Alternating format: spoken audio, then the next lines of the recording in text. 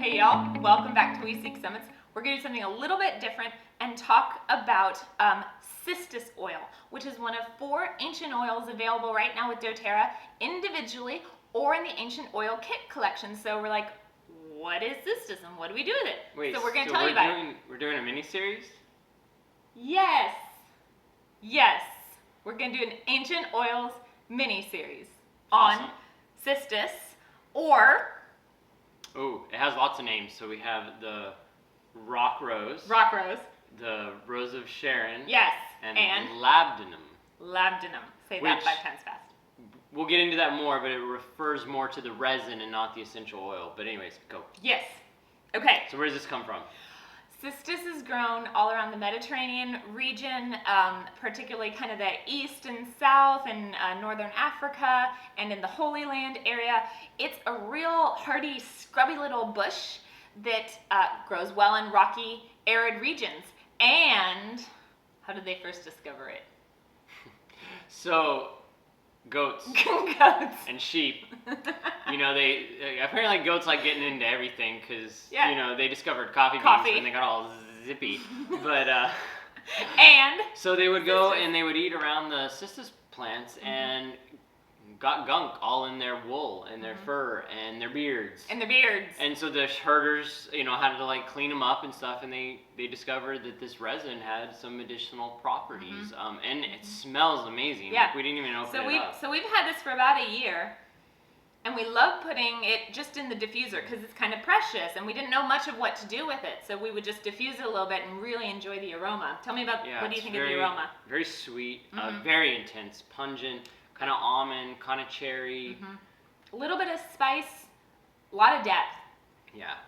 This one is very overpowering. Because the chemistry. Oh, okay. Yeah, chemistry is cool. And I don't know if y'all remember from the jasmine, we talked diterpenes. So we're going to talk diterpenes again. Yeah. So, okay. All right. So we'll jump into this. So the labdanum, like we talked about, is the resin. And the ancient folks, you know, would have used it as incense, perfume, you know, those kind of applications because they didn't have the steam distillation. It's traded on the spice wrap. Now we harvest the stems, the leaves, throw that into the steam distillation and get the cistus oil. And the main chemistry that is there is, well, we have some alpha pinene, which you kind of know from frankincense. So you have all those wonderful benefits of that monoterpene. You know, so we're cleansing chemistry, right? Predominantly monoterpene chemistry. And then, oh goodness, let me look on here. So you've got like camphene in there, the alpha pinene, which is over like half the bottle. Then you've got alcohols in there quite a bit. Some other things, ketones, aldehydes, all contributing to that wonderful aroma. And then you also have some diterpenols, which are larger phenol molecules, again, very cleansing. And then the labdanum has, what was it you were reading about? Like the... Oh, the resin. Yeah, it has like even bigger... Yeah, so doTERRA actually is able to get the resin and the essential oil for this, and I'll talk about the blend that it's in here in a moment, but the labdanum has even triterpenes and quadterpenes and some others, so those heavier molecules that we frequently don't get in the essential oil chemistry, which is really cool, and it is in here. I'll go ahead and talk about the blends really quickly. So there's a temporarily available midnight forest blend. Think Japanese forest bathing concept of just being immersed in a variety of forests, actually in this one bottle. But you've got the Cistus essential oil and the labdanum stem leaf resin oil. Both of them are in this blend, which was temporarily available. There are a couple of specific products that are available in the holiday collection, so keep an eye out for this. I think in the future. An extract, right? That they use the resin for. They do an extraction on that, so it's still kind of liquid, right? Because you can't really blend a solid. Yeah. I mean, it's not like the frankincense tears. Like it's a thicker, goopy resin. And that, you know, goes back to the things that was on the leaves, right? The stuff that was ending up in the goats and the sheep and all that. And we didn't even know that we've actually had this for a little while in the Console. Console blend has labdanum resin oil in it.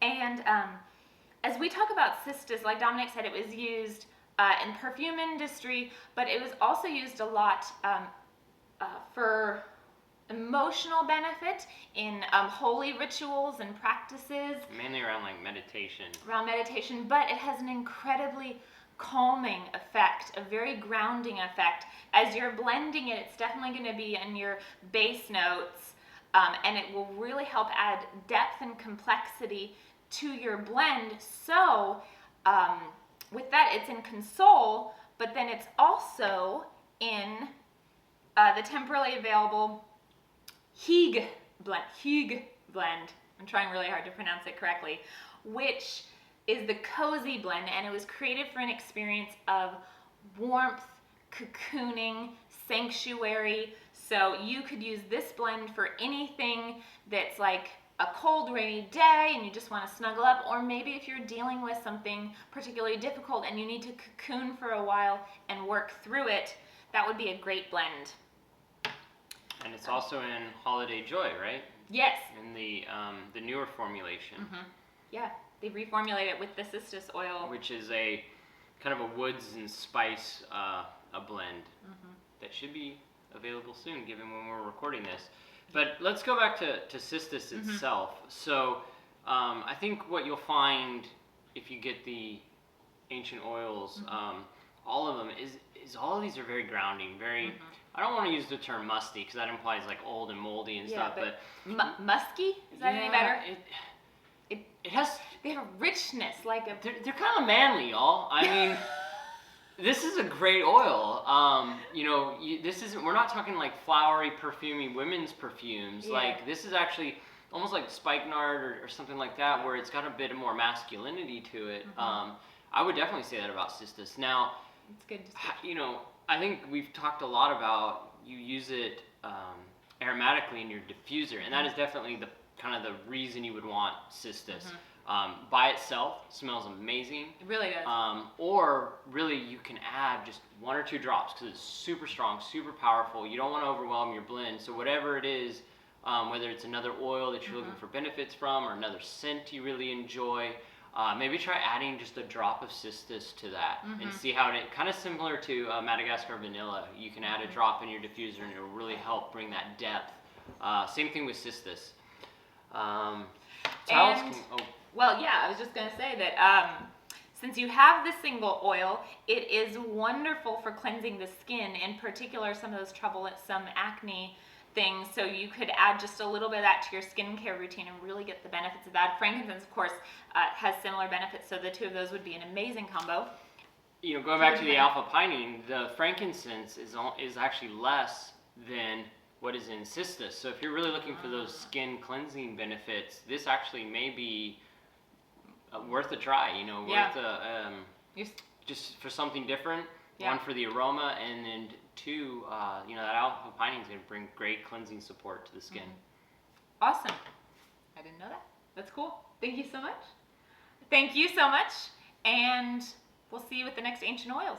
So what we have? We have Galbanum, Hyssop, and Common Myrtle.